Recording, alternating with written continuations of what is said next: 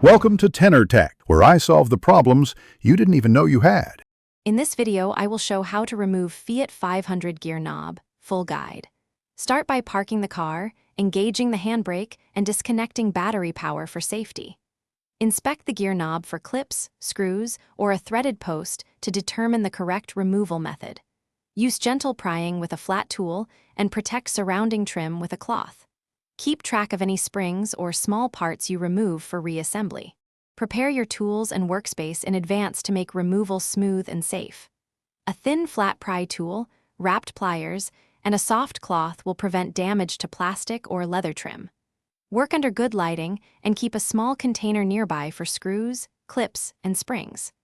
If the knob is threaded, identify the direction to unscrew and support the shift lever to avoid undue force on the mechanism.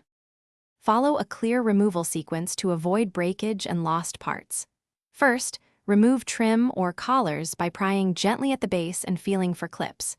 Check for a hidden set screw and loosen it with the proper hex key before attempting to pull the knob off. If the knob is threaded, unscrew counterclockwise while steadying the shift lever. Keep springs and spacers together so reinstallation is straightforward and correct. Thanks for watching. Subscribe to keep your life in tune.